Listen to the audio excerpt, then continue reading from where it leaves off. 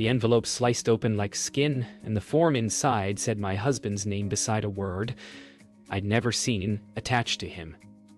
Spouse, followed by someone else. I felt the floor tilt. The air thicken with the metallic scent of the letter opener.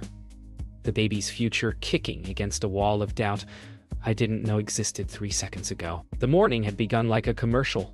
Toast, citrus sun through the blinds, his kiss tasting of mint and promises. Then the paper cut reality into ribbons. I read the name again, certain it would rearrange itself if I stared hard enough. It didn't. The house, dressed in soft light and ordinary quiet, began to hum with an inventory of small betrayals. Late calls turned screens, weekend conferences. I tried to swallow, but the truth had edges. Somewhere a kettle clicked off. I didn't move.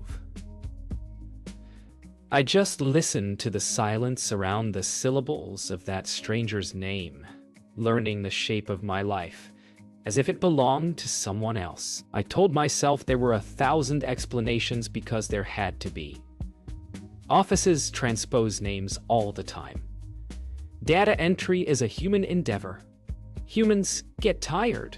Humans hit the wrong key. I listed possibilities like beads on a string while the kettle cooled and the toast went uneaten. His schedule had been erratic since the promotion. Sometimes he slept in the guest room because of late calls. I'd loved his competence, his quiet assurance, the way he drew plans on napkins and made them happen. Surely this too was a plan, one I simply didn't have the floor map for yet. The baby fluttered like a reprimand or a reminder. I photographed the form, felt shame for doing it, then felt shame for the shame. In the mirror above the console table, my face looked patient, unfamiliar. I said his name out loud. The house did not answer back. I composed a text to him and deleted it, then another, and deleted that too. The drafts like tiny funerals. I typed to Nina instead. Can a form be wrong? She called immediately.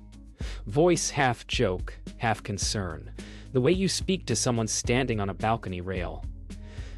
Breathe, she said. Send me everything. I hesitated. Loyalty feels noble until you realize it's a leash. Then forwarded the photos. We made rules in quick succession. No confrontations before evidence. No conclusions before sleep. No Googling during heart palpitations. I promised to keep my day normal. Emails, a prenatal vitamin, a walk. I promised, but did not believe myself. The promises flaked like pastry. I found his jacket draped over the dining chair and pressed my face to the lining as if scent could arbitrate the truth. It smelled like cedar and the ocean and something that wouldn't hold still. The street outside had the mood of a held breath. I walked because that's what the app said calms the nervous system, and because the walls felt too close. The stroller store window, 2 blocks down, displayed a mural of smiling families, interchangeable joy painted across interchangeable faces, and I almost laughed at the audacity of the advertisement. A bus wheezed. A man watered geraniums. The sky considered rain and then declined. Nina texted a list of basic searches she would do, and I replied with a heart as if hearts could do administrative work. Passing the pharmacy, I saw my reflection layered over racks of pacifiers and thermometers, a composite of who I was and who I was rehearsing to be. The baby nudged again, a private code. I told the vague air that everything would be fine. The air, politely, did not argue. I returned to the kitchen because it seemed indecent to leave the form alone with our things. I set it beneath a magnet on the fridge like a child's drawing, a domestication of terror. The clock said 9. My calendar said ultrasound in 2 days. My body said sleep, and my mind said court. I paced the narrow stripe of sunlight across the floor until it moved without me. When his name lit my phone, my heart did a graceless flip. He texted only, traffic. You okay? 3 words that wanted to be clean. I typed, yes. Watched the cursor blink like a lie detector, then backspaced until the screen returned to judgmental blank. The kettle water, reheated, tasted metallic. The form waited. The form waited. I took a photo of it on the fridge, as if making proof of the proof, as if documentation could decide which version of my life deserved to keep its shape. That evening, the air in our house felt too still, like the walls were holding their breath. Daniel came home late, again, with a bouquet that smelled of apology but said it was for no reason. The stems dripped on the countertop, green veins bleeding into marble. I asked about the form without asking, saying the insurance company called. He didn't flinch, just tilted his head with that professional calm he wore like a second skin. Oh, must be some clerical mess. You know how systems mix people up. His voice was low, confident, too quick. I wanted to believe him so badly that belief itself became labor. I smiled, nodded, tucked the paper into a drawer. But that night, while he showered, I searched our files. The name appeared again in policy copies he'd printed and signed. Identical handwriting, identical lies. The next morning, I found him humming in the shower, same tune he'd hummed the first day we moved in. I sat on the edge of the bed listening. Every domestic sound felt newly coded. Water running as disguise, phone vibrations as encrypted messages. I wanted to scream just to see if the tiles would echo my suspicion back. Instead, I checked his nightstand. Inside, receipts, cufflinks, an unfamiliar key. I took a photo, then placed everything exactly as before. He stepped out, towel around his waist, smiling. "You okay?" He asked again, same question as his text. I said yes again. The word tasted like chalk. When he kissed my forehead, the condensation from his skin cooled me to the bone. At work, I pretended to be myself. Emails, polite laughter, decaf instead of real coffee. The baby kicked during a meeting, startling me enough to drop a pen. My coworkers asked if everything was okay. I said, hormones. Later, I opened the image Nina had sent. Screenshot of a social media account locked behind privacy walls, but bearing his unmistakable smile beside a woman named Mara Jensen. No captions, just wedding photos dated 2 years earlier. I zoomed in until pixels broke apart. The tie he wore was the same one from our own ceremony. My reflection in the monitor looked ghost pale. I forwarded nothing. I saved nothing. But my body recorded every frame like evidence burned into film. That night, he talked about buying a crib, showing me links on his phone, acting like the man I thought I married. I nodded in rhythm, mind replaying every click of his fake enthusiasm. Between breaths, I asked casually, "Ever been to Charleston?" His pause was microscopic but lethal. "Business trip years ago," he said. My heart mapped the distance between lies and logistics. Charleston. That was the city on the marriage license Nina found. I smiled again.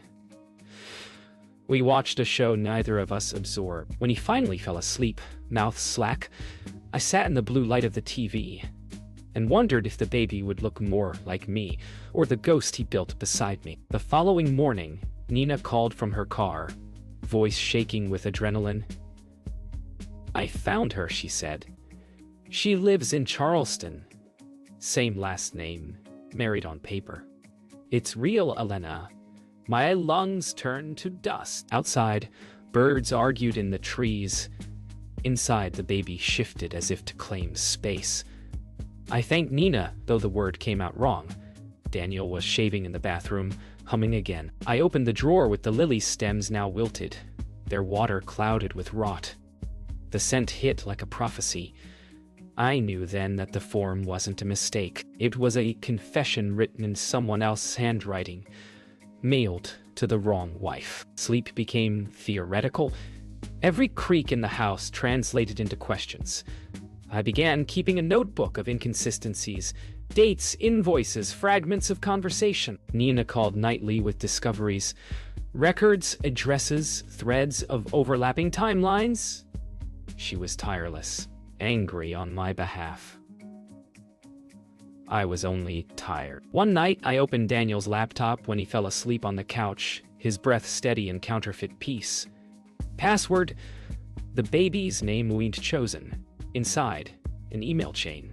Hotel confirmations in Charleston. The messages signed, Love, D, the attachment. Photo of the same lilies he'd brought home.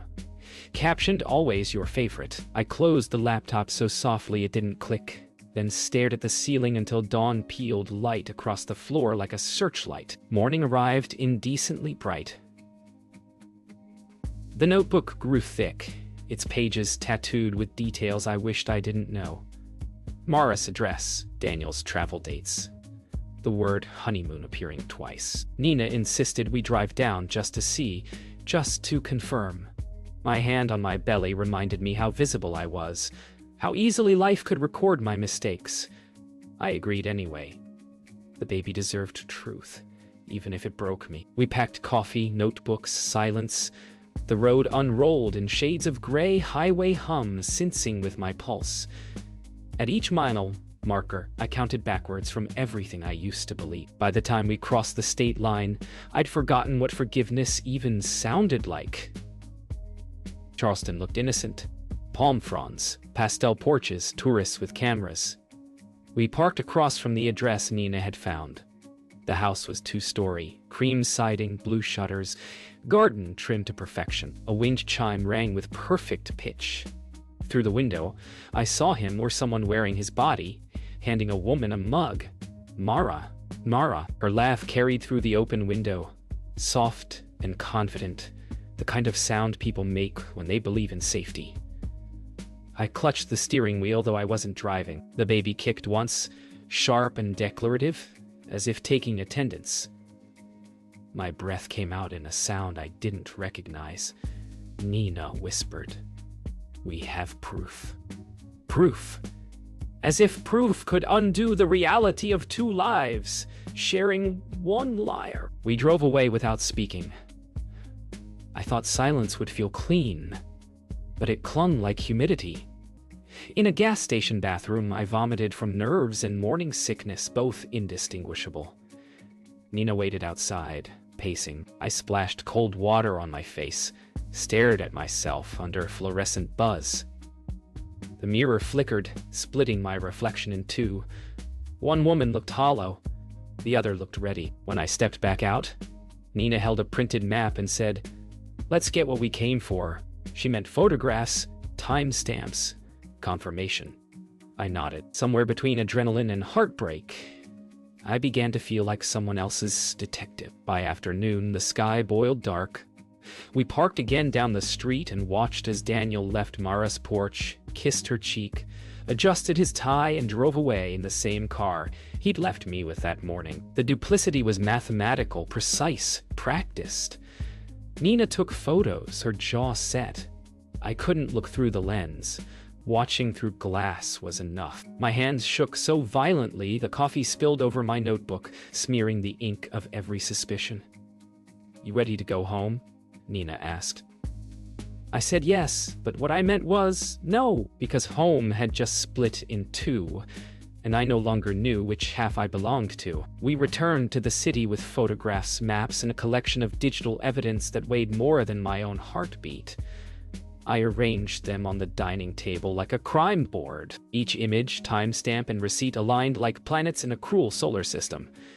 Nina said, "You need to meet her." I hesitated, imagining confrontation or alliance, both equally terrifying. Then I typed a message under the pretense of a neighborhood forum, careful to be neutral, curious, polite. Mara responded, "Meeting arranged at a neutral cafe downtown." The baby fluttered, and I thought it might recognize its father in every shadow.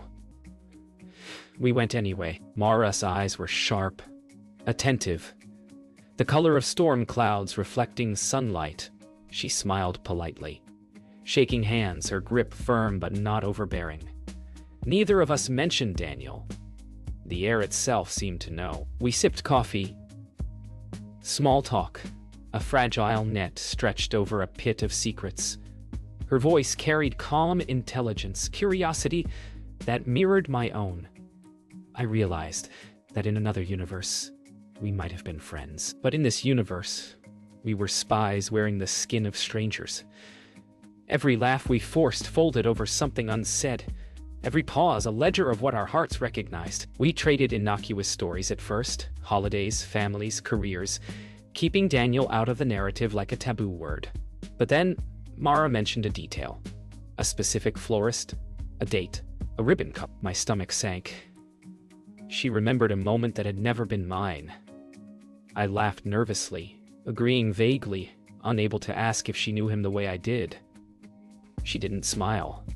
Her hands fidgeted with a spoon. I realized with a quiet, shocking clarity that she was the other woman in his ledger, not just in paper. The cafe seemed suddenly smaller, every chair and table pressing closer to remind me that betrayal could wear a living face. We left the cafe without exchanging threats or accusations. A silent pact between women who had been deceived. The city sidewalk seemed both endless and confining as we walked in separate directions, eyes averted yet always aware of the Ooter's presence. I felt a strange kinship, a shared recognition of pain that transcended rival. My hand rested on my belly. Mara's steps mirrored my own pace for a block before turning off. I realized betrayal could be a bridge, not just a wall. We had the same enemy. That realization carried a weight heavier than anger or grief.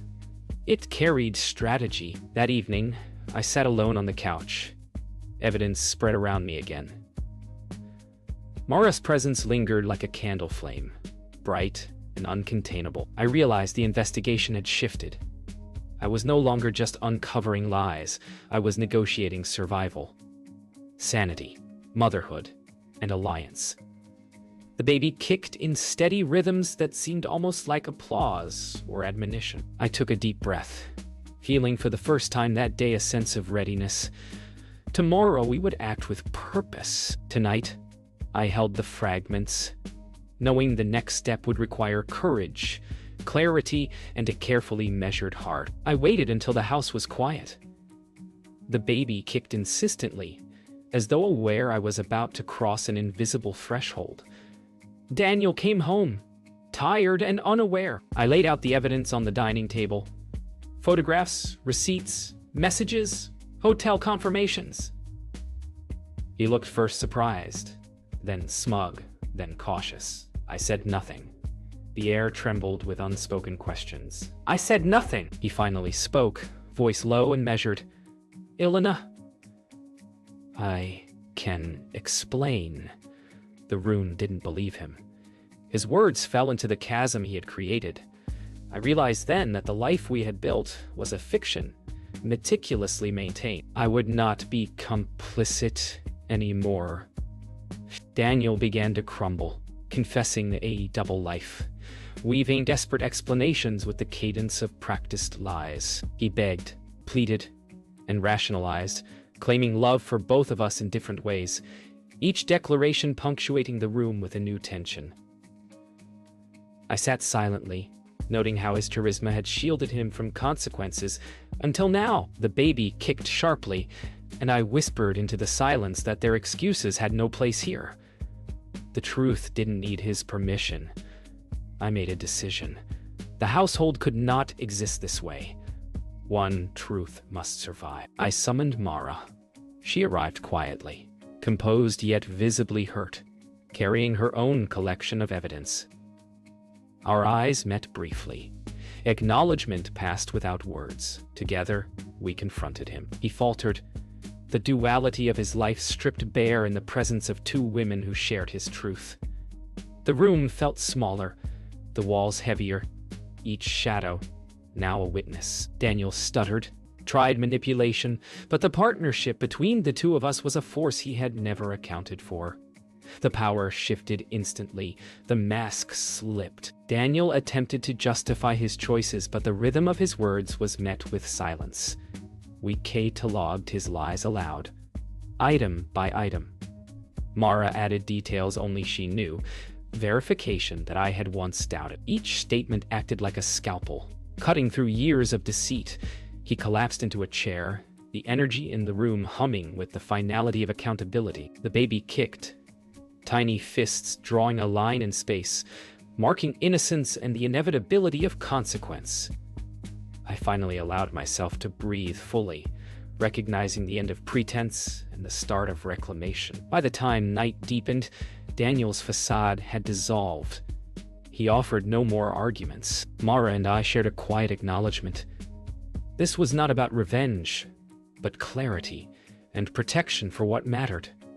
The baby, our sanity, and the life he had threatened. We left the evidence where it could not be ignored, went our separate ways in silence, each carrying the weight of decisions to come. Alone, I held my belly, feeling small kicks as affirmation. For the first time, the future felt like a territory I could map, no longer dictated by a lie. Days passed, the air cleared, but the silence remained heavy. Mara and I began communicating openly, coordinating next steps, while preserving boundaries. We shared schedules, observations, and even moments of personal reflection, building trust from a shared betrayal. Each text and call was meticulous, measured. I realized our alliance wasn't just tactical. It was a shared reclamation of our lives. The baby kicked as I typed one message. We move forward together, but carefully. Mara responded with a single word that carried relief, rage, and agreement. Yes, the next week involved public exposure. Evidence was presented through formal channels. Legal inquiries, insurance notifications, subtle yet undeniable. Daniel, once confident, now retreated into defense, isolating himself from colleagues and friends. Mara and I remained in constant contact, navigating each disclosure with precision. Our combined knowledge created a structure in which he could no longer hide, forcing accountability. The baby moved restlessly, tiny fists tapping like a metronome for justice, reminding me of the stakes. Innocence dependent on truth. The home became a space for recalibration. I rearranged furniture, discarded old reminders of a half-life, and decorated for two lives. Mine and the unborn child's. Mara sent photographs from her own apartment, simple interiors, the calm of someone reclaiming her space. We shared advice, resources, and occasional laughter, bonding over the absurdity of the situation. What began as surveillance and investigation evolved into mutual support, a quiet sisterhood that neither Daniel nor circumstance could dismantle. Daniel's attempts at re-entry were polite but hollow. Each conversation we had was mediated, controlled. Mara and I learned to read the nuances of his expressions, anticipating excuses and lies. Simultaneously, we documented everything, establishing boundaries for both protection and clarity. Our partnership solidified, allowing me to rest in ways I hadn't since discovering the truth. Nights became predictable, mornings calm. The baby's movements became a constant measure of progress and safety, marking the life that would flourish beyond deception. By the week's end, Mara and I met in person again, this time for solidarity rather than investigation. The cafe seemed familiar, neutral, comforting. We shared laughter that was genuine, stories that were ours alone, and a quiet understanding. We had reclaimed our narratives. Daniel's presence faded into the background of our lives, and influence diminished but accounted for. I placed my hand on my belly, feeling its subtle insistence. Our journey had been brutal, but from the wreckage, a resilient, measured life was emerging. I knew the final act was near, and this time, I would script it myself. The final weeks of pregnancy were quiet but charged. I painted the nursery walls a soft dove gray, hung mobiles from the ceiling, and placed the small crib at the center of the room. Mara called often, her voice warm with reassurance. We discussed names, milestones, and the world our children would inherit. Each kick from the baby seemed like a reminder of resilience, a proof that life moves forward regardless of deception. I breathed in slowly, acknowledging the weight of survival and the promise of what was to come. For the first time, I allowed myself to envision a life untouched by betrayal, yet fortified by it. The night I went into labor, rain tapped against the window, drumming a rhythm of urgency and release. I held my bag, packed with essentials and reassurance, and called Mara to stay on standby. Nina's texts were rapid, supportive, almost frantic. Each contraction was a punctuation of the months of tension, betrayal, and reclamation. The house was empty, yet full with memory and expectation. I felt a sudden, fierce clarity. The future belonged to me and my child, unshared and fiercely protected. The hospital room was sterile, but alive with possibilities. I gripped the rails, feeling each contraction as both a physical and emotional release. Mara called once more, words of encouragement carrying warmth through the speaker. The baby's arrival was sudden, miraculous, and quiet at first, a soft cry that filled the room and erased the shadows of the past. I held the child against my chest, inhaling the scent of new life, feeling an overwhelming surge of gratitude and ownership. The betrayal had ended, and now only truth remained, embodied in this tiny, perfect being. Later that day, Mara sent a letter, handwritten, simple but powerful. It spoke of solidarity, empathy, and the unspoken bond between women who had endured the same deception. I read it over and over, the words steadying me like a tide. In that moment, I felt the culmination of our journey. Betrayal had been confronted, alliances formed, and life had emerged intact and resilient. The house, the baby, the letters, the messages, all of it formed a mosaic of survival, defiance, and hope. Months later, I sit by the window, baby asleep in my arms. The rain outside is a soft cadence, comforting and familiar. Mara and I keep in touch, our bond steady, but unobtrusive. A quiet testimony to resilience. I trace the contours of my child's face, knowing that from betrayal and fractured trust, a new life has been carefully and fiercely nurtured. The past exists only as a lesson, the present as protection, and the future as possibility. For the first time, I exhale fully, unburdened and certain. We start clean.